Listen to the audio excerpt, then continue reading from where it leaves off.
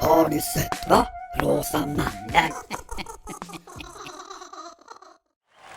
My earliest heroes, I suppose, was Simon Garfunkel, actually. I mean, I remember sort of being really affected by music the first time when I watched the film The Graduate and listening to the soundtrack.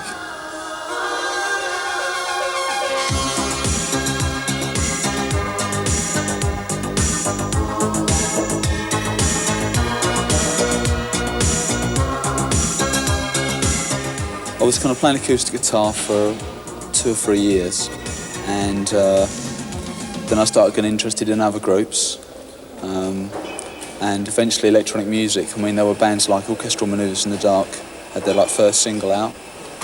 Electricity? Yeah, Electricity, and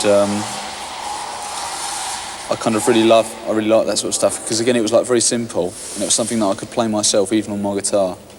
And then we thought, well, I was together with the guys from Depeche Mode by then, and we decided, well, we'd get synths, and try and kind of imitate those groups. Was it Martin Gore who introduced you to synthesizer? Yeah.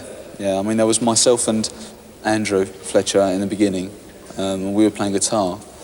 And then a mate of Andrew's, who lived around the corner from me, Martin, he bought this synth, and it was just like one big box of effects. Didn't need no fuzz box, no flangers or expensive amplifiers or anything. It was just like one big effects box. I thought, great, let's get some of those in. A lot of people really don't realize, because the sound that can come out of a synth is so big, so wide, how simple it can be to play it. Oh yeah, I mean, those were really, the kind of keyboards that we were using then were really simple. I mean, they're only kind of monophonic synths, which means that you can only play one note at a time, so you can't play chords. And that was good for us because we couldn't play chords anyway. So it was all like doing this sort of kind of thing, bass lines and stuff like that. Well, even I suppose the record of Just Can't Get Enough is very simple, isn't it, in the riffs? Yeah, it was all like just kind of one-liners, that went together in a record with a drum machine backbeat. Do you feel now, if you were to watch a video of that, oh, this is really elementary music for me now? No, I don't think so, because, listening back to your own records from the past, I think you always kind of have, memories anyway of, the time it was recorded and the atmosphere and the excitement and everything of your first single. So, I don't think you think, well, technically this wasn't a very good record or anything like that. The kind of memories overcome all that, Well, the very first 2 singles you had with Depeche both made the charts in Britain, Dreaming of Me and New Life. Now, was it automatically assumed you would be the writer? Well, I kind of just sort of took up the role, really. I mean, Martin was writing as well at the same time, but his stuff was kind of so foreign to my ears that it never really got into the group's curriculum. So I was doing most of the writing at that time. Just can't get enough. I just can't get enough. I just can't get enough. I just can't get enough. I just can't get enough. I just can't get enough. I just can't get enough. I just can't get enough. I just can't get enough. I just can't get enough. I just can't get enough. I just can't get enough. I just can't get enough. I just can't get enough. I just can't get enough. I just can't get enough. And when it rains, you're shining down for me. And I just can't get enough. And I just can't get enough. Just like a rainbow, you set me free. And I just can't get enough. And I just can't get enough. You're like an angel and you give me your love. And I just can't seem to get enough. But you were quite lucky with Depeche Mode, weren't you? First of all, in finding Andrew Miller, who was an independent businessman and record man who was willing to back you all the way, wasn't he? Yeah.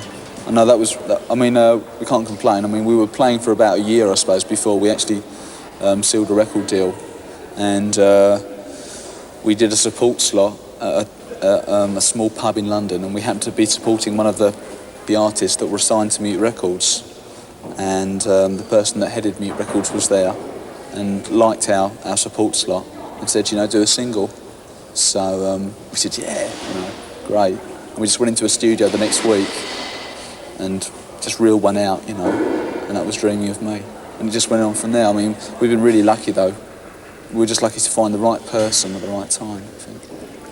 Well, as I say, you made progress constantly in your brief time with Depeche. Did it seem that it was coming easy at that point? Well, I mean, everything seemed to be easy, yeah, I must admit. I mean, not so much at that time, I don't think, because Depeche Mode, like the first few records, weren't selling sort of huge amounts or anything like that.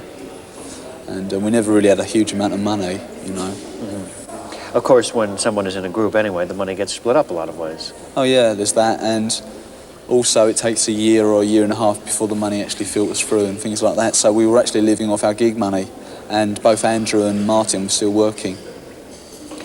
You left them. Yeah. That was the way the decision was. Was it a case where you were really locked into your own needs, your own subjectivity, shall we say? Were they aware you were unhappy?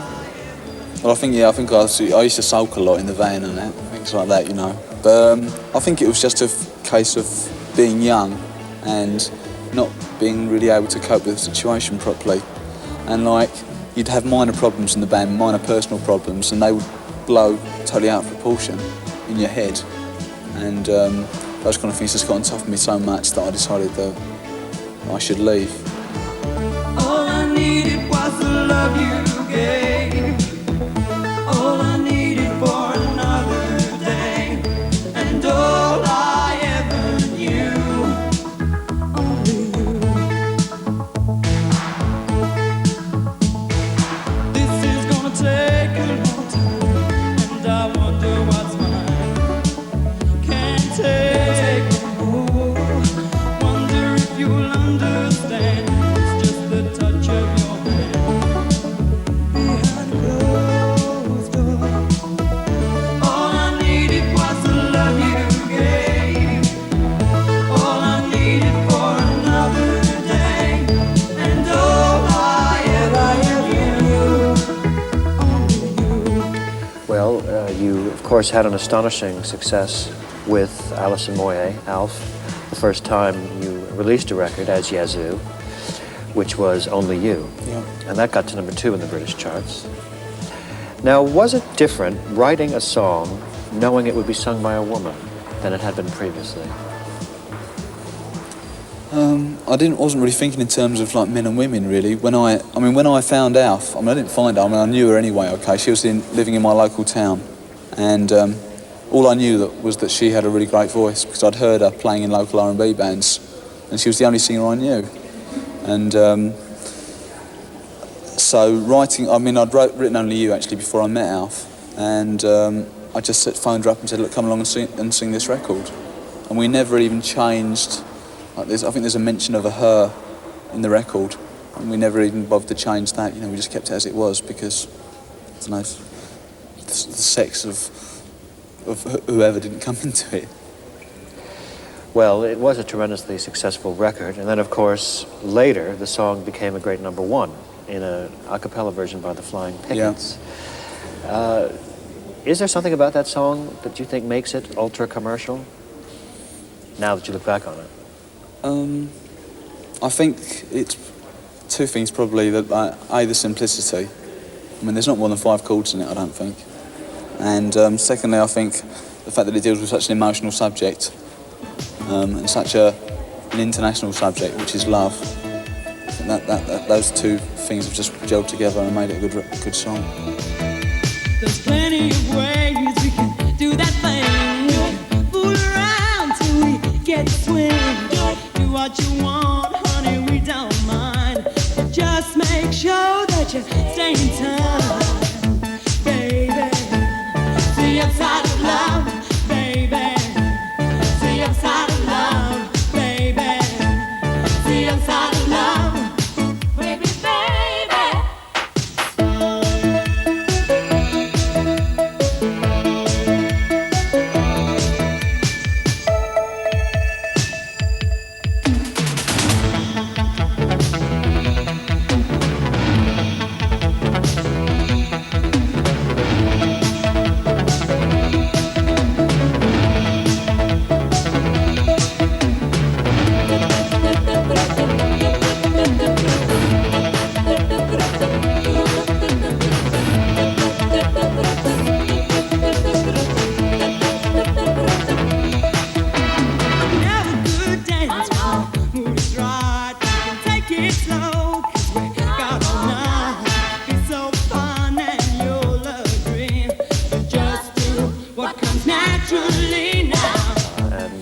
course, the third single Yazoo did, The Other Side of Love, is a co-written job with Allison.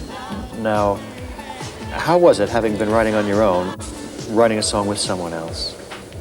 Well, I think it was difficult, actually.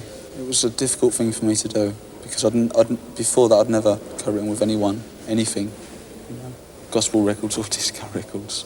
And it was difficult. So what tended to happen was one of us would take the role of lyric writer and one would take the role of musical writer.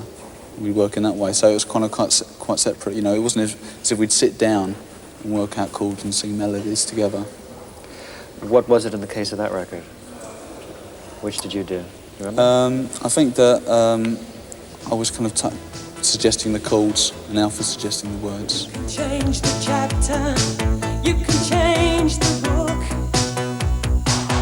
but the story remains the same if you take a look.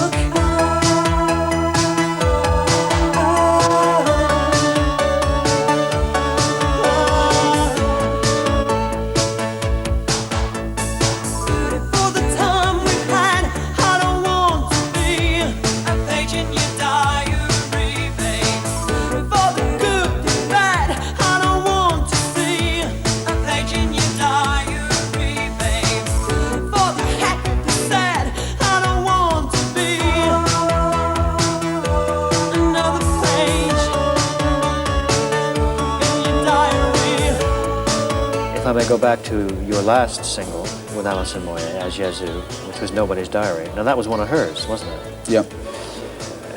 So did this indicate at all perhaps a sense of retreat already from the project on your part? Yeah, I think so, yeah. By the time we were recording the second album, we kind of both knew that it would be the last album, I think. And that was just, again, it was like a relationship thing. A personal relationship thing, not a musical relationship thing. We just had different ideas about life, conflicting ideas. Not just about music, but about life. More about life, I think. Some groups, such as Queen, can get over that and survive for years and years and years, whether they have personal agreement on lifestyles or not. Others can't, and they blow up almost overnight. Yeah. So here, you had, in a sense, blown up twice in 3 years. Yeah. Did that say something about you, do you think? Well, I mean, I must admit, I've always been a difficult person to work with. I mean, I've always been a bit dogmatic in the studio, and I've always wanted things my own way. But again, it's only now that I've kind of realised that, and I think I've changed. Do you think to the fans it might have looked as, well, he has some kind of master plan and he's going from this and then he's going to that, and having fulfilled himself there, he's now going on to that? Did you ever get that sense? Well, I think people assume that, but I mean, it was nothing as complicated as that, really, ever. Just a series of events. Yeah. Well, the next record you did added further to your mystique because it was a top 5 record in England, The Assembly, with Fergal Sharkey on lead vocal. Yeah. Never Never.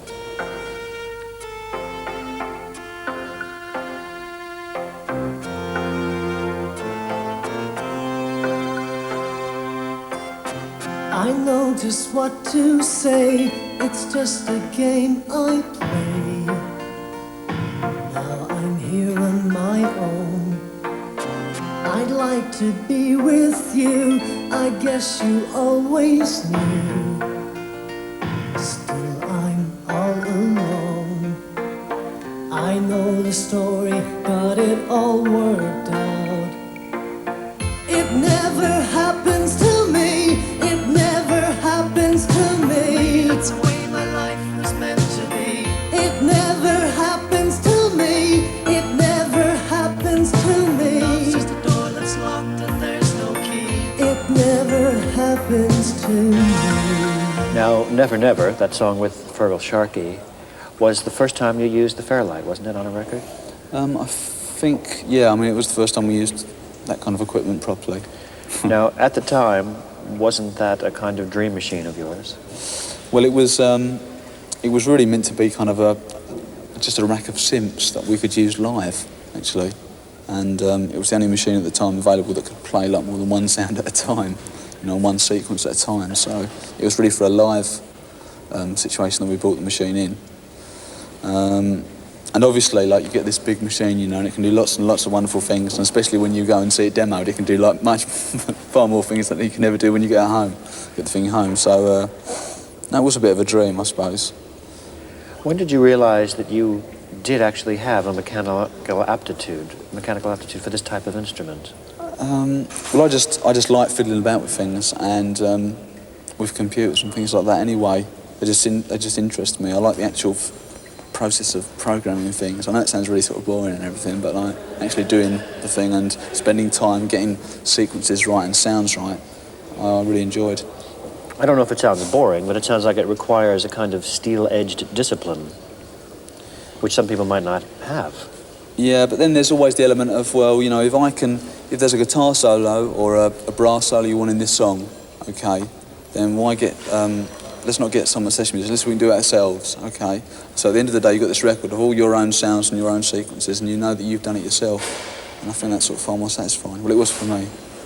Have you found that other musicians or singers think there's some kind of great mystique about Vince because he can use these machines? I think there's a mystique about the machines themselves. I mean, not so much about my ability to use them. You know, I think a lot of people are scared of the machines.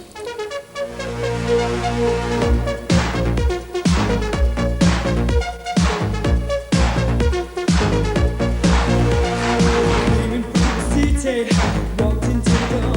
I turned around when I heard the sound of footsteps on the floor. Loud, just like addiction. Now I'm hooked on you. I need some time to get it right. Your love's gonna see me through. Can't stop now, don't you know?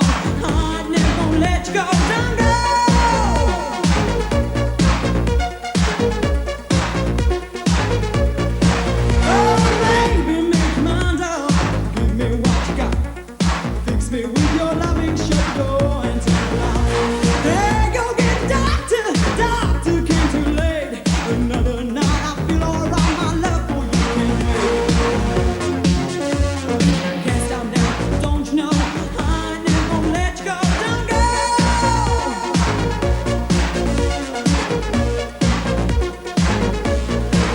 Did you now realize you had a life in the music business for your working life? Well, I think that the moment when Daniel Miller from Mute Records said, you know, I want to release this first Yazoo single, from that point I knew then that things were going to go on forever. I mean, look, at least my interest in music and my access to music would continue for a long time. Because it is a big change, isn't it, from just mates together putting a record out? Yeah, that's right. So you were in London, you had decorated your flat finally, and you had to find another singer again. What was that process getting a bit harrowing? How could you possibly do it again? Do you know what I mean? Yeah, I know.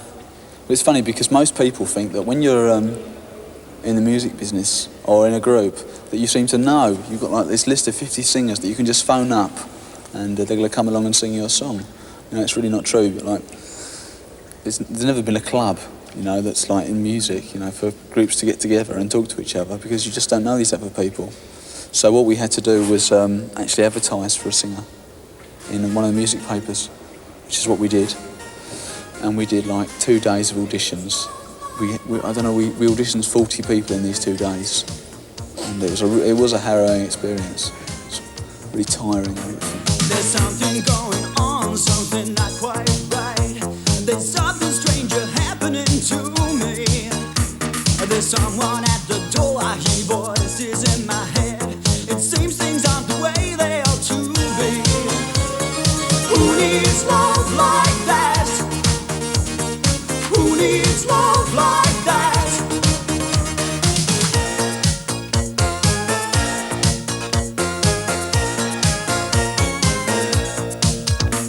It seems so clear before I held my point of view. I kept my conversation, never changed. Now it's all gone wrong. Words are kind of hard. Nothing else around me looks the same. Who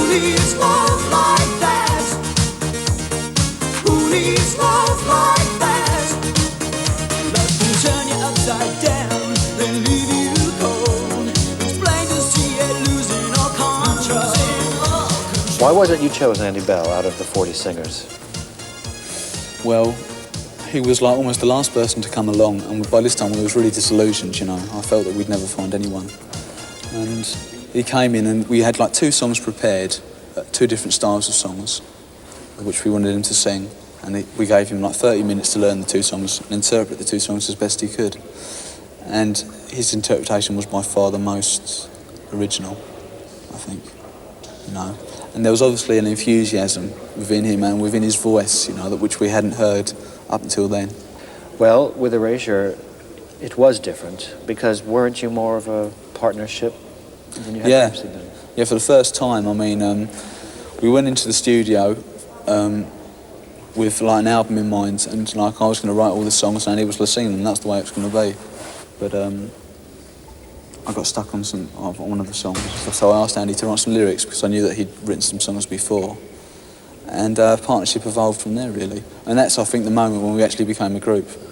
You know, when we weren't a project anymore, we were a real proper group. Did you think at first that it might be another one of these one-off projects? No, I think I was so kind of overwhelmed with Andy's voice anyway, and I was so keen to get in the studio and record it anyway that I thought, you know, this must be it. But like I say, when we actually were writing together and working together properly, that's when I kind of really felt that it was going to be permanent. The first single was Who Needs Love Like That? And a lot of people did say, he sounds like Allison Moer. Were you expecting that kind of comment? Well, no, actually. It was really bizarre because I'd been recording with Andy for about 2 months and people had mentioned this and I'd never really heard it, you know, I listened to it. And I think I was listening to one of the tapes we did and I kind of started recognising some of the inflections. So it wasn't until afterwards that I thought, well, maybe, you know, there are some things that are similar. But at the same time, I mean, I know Andy's voice really well, you know, and I know the things that he can do and the different things that he can do and the way that he can sound. And because I know him, I know he doesn't sound like Alf. You know what I mean? He's not Alf, he's Andy Bell. He's an individual.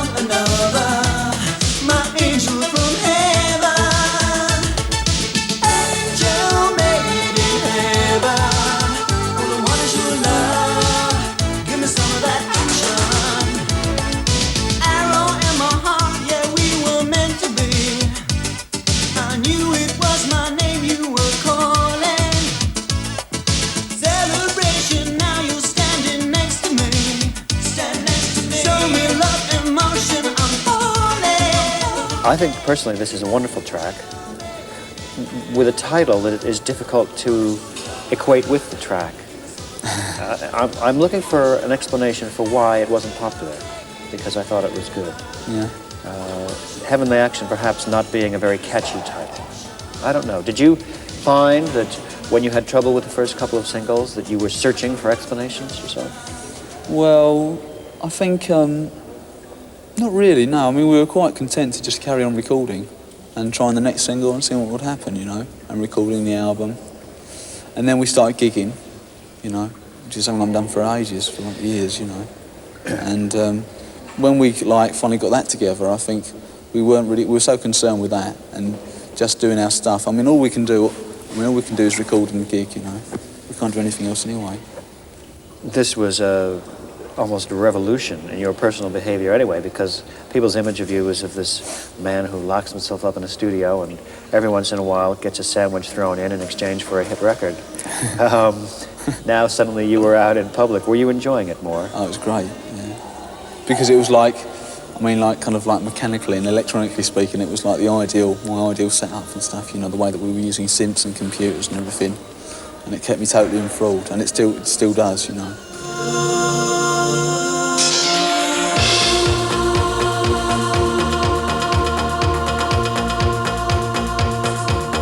Looking for you, you were looking for me, always reaching for you. empty. Oh, love of my heart, why leave me alone? I'm falling apart, no good on my own. Oh, l'amour broke my heart, and now I'm aching for you.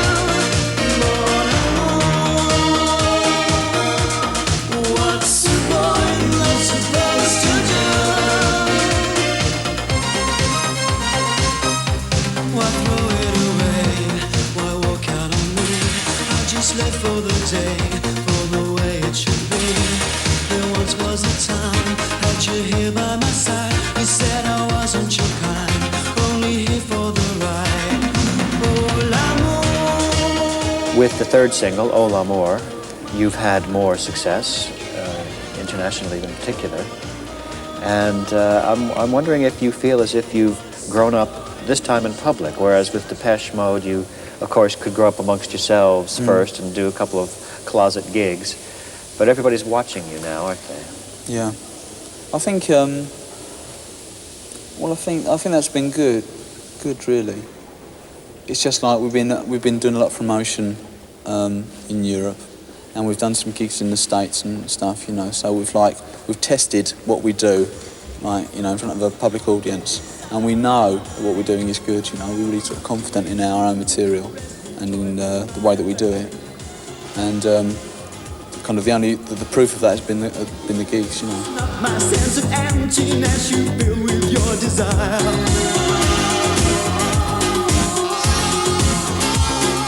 Climb in bed beside me, we can knock the world outside. Touch me, satisfy me, warm your body next to mine. Ooh, sometimes the truth is harder than the pain.